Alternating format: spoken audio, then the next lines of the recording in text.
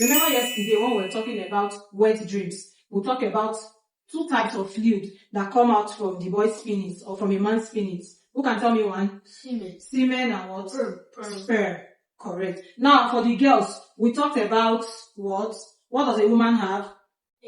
Her womb, also known as the what? A uterus. And we also have the ovaries that carries eggs, right? So when the sperm meets the egg, they meet somewhere and then they fertilize, and that is how a baby is born. Now you don't just pour the sperm and pour the egg. It happens through a process called what? Sex. So what do you know about sex? I know sex as male and female.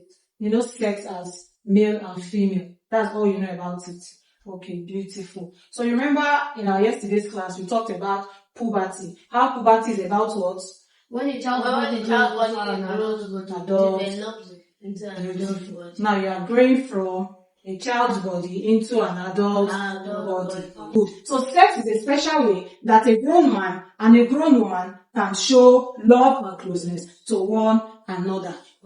Okay, you emphasis on grown. So it's not an activity for children. It is not something children engage in. Okay, now let's look at sex from the biblical angle. Genesis 1 verse 28, the Bible says, be fruitful and multiply. God designed sex to be an expression of love.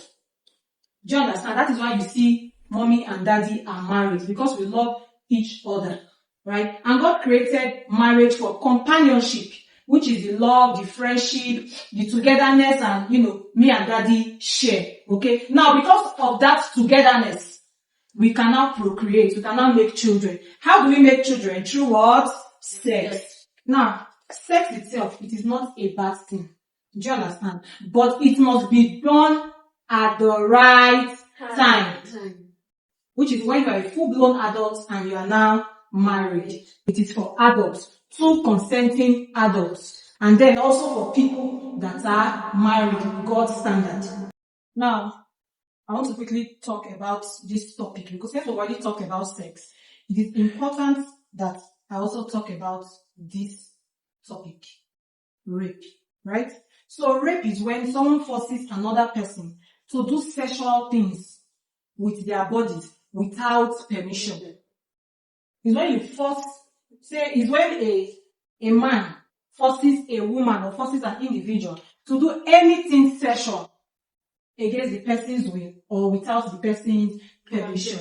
Exactly. That is why you always hear me say no means no. Do you understand? Good. It is against the law. You can go to prison. You can even be sentenced to life imprisonment. You can be killed if you are caught. It is a very big offense. Okay? Yesterday we talked about rape, right? Yes. And I also emphasized that rape is when a man, forcefully tries to, have sexual things with another individual. Now, while that statement is correct, it is not complete. Do you understand? Yes. A man can be a rapist, and a woman can also be a rapist. It's not just a man's thing. There are some men today that got raped by women, their nannies, introduce them to sexual activities when they were kids. Do you understand? So rape is not only done by a man. A woman can also be a rapist.